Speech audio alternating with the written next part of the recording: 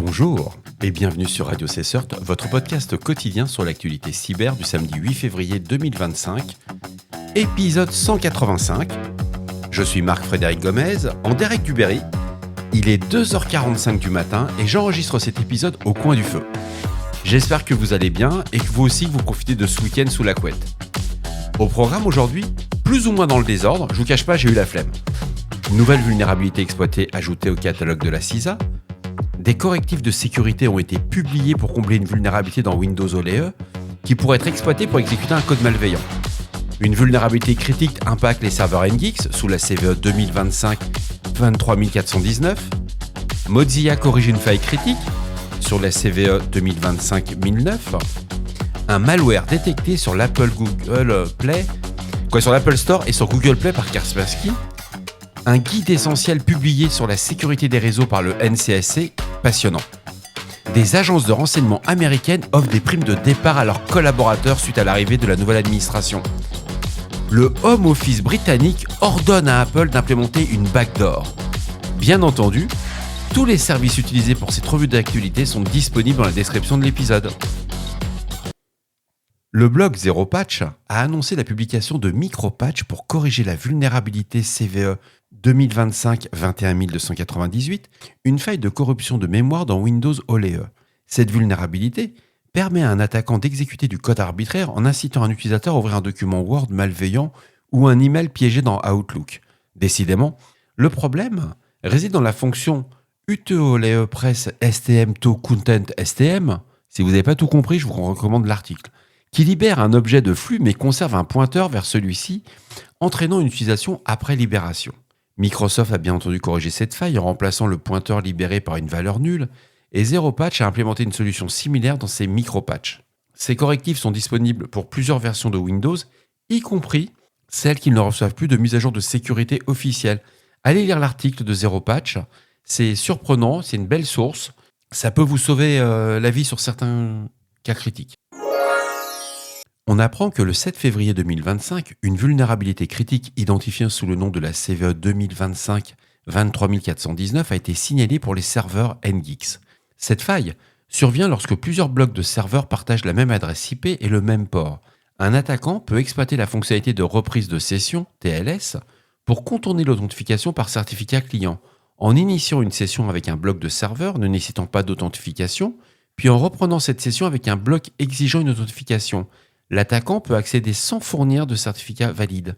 C'est hyper intéressant, c'est un peu technique, je ne le cache pas, mais ça vaut vraiment la peine de creuser un peu, surtout si vous avez des serveurs NGIX en cluster. Alors bien entendu, tous les administrateurs sont encouragés à mettre à jour NGIX vers la dernière version, à configurer des adresses IP ou des ports distincts par les blocs de serveurs ayant des exigences d'authentification différentes. Lisez-le, c'est un article de Cybertron, c'est pas mal. Le CERT Santé a publié le 6 février 2025 une vulnérabilité référencée sous la CVE 2025-1009 pour Mozilla Firefox. Un défaut de libération de la mémoire, le user after free, permet à un attaquant non identifié en persuadant une victime de consulter un site web contenant des données XSLT spécifiquement conçues d'exécuter du code arbitraire et de provoquer un déni de service. Lisez l'article. Les utilisateurs évidemment sont invités à mettre à jour Firefox vers la version 135 ou ultérieure, Firefox accère vers des versions 115.20 ou 128.7 et Thunderbird vers les versions 128.7 ou 135 pour protéger contre cette vulnérabilité. C'est hyper actionnable, vous lisez, vous avez du Firefox, vous utilisez Thunderbird sur votre client de messagerie, profitez-en, un petit coup de mise à jour. Des chercheurs en cybersécurité de chez Kaspersky ont identifié des applications malveillantes sur l'App Store et Google Play contenant un malware capable de lire les captures d'écran des utilisateurs.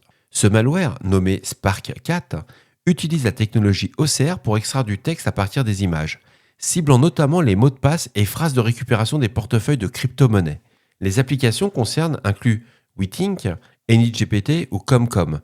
Les utilisateurs sont conseillés de supprimer immédiatement ces applications pour protéger leurs données.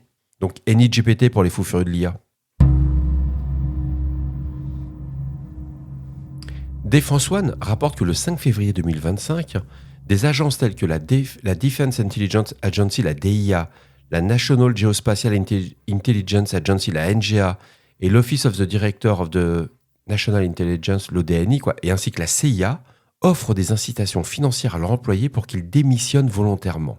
Cette initiative, similaire à celle proposée par l'Office of Personnel Management, l'OPM, vise à réduire les effectifs et à réorganiser les ressources humaines au sein de ces agences depuis l'arrivée de l'administration Trump. Les employés qui acceptent cette offre resteront sur la liste de paie, donc en un mot, ils vont être payés avec tous leurs avantages jusqu'à la fin de l'année fiscale qui, aux États-Unis, est au mois de septembre. C'est un article à lire sur le ménage qui est effectué au sein du gouvernement américain et de ses agences fédérales. Cela devient quand même assez effrayant, car c'est une mise en place de l'obscurantisme. Pour info, chères auditrices et chers auditeurs, le flux RSS de la Maison-Blanche est silencieux depuis le 20 janvier. Il n'y a plus aucune information qui sort. C'est vraiment une affaire à suivre.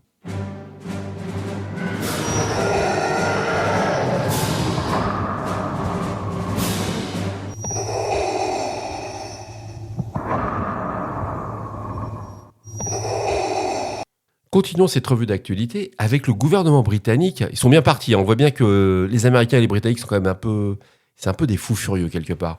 Ils ont simplement ordonné à Apple de créer une backdoor pour accéder aux données chiffrées des utilisateurs sur iCloud en vertu de l'Investigatory Power Act de 2016.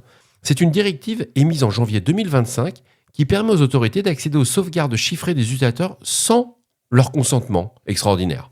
Apple, qui a toujours défendu la confidentialité des utilisateurs, envisage de cesser d'offrir la protection des données avancées au Royaume-Uni en réponse à cette demande. Alors cette situation soulève vraiment des préoccupations majeures en matière de vie privée et de sécurité des données.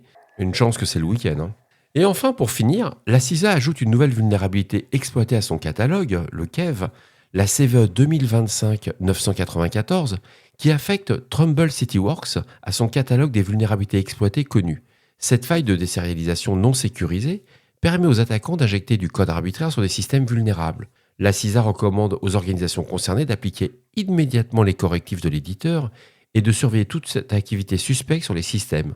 Il faut en profiter parce qu'au rythme où ça va, la CISA ne sera plus une source d'information pour nous, équipe de réponse à incidents, et sur la veille des vulnérabilités, ça va être de plus en plus compliqué.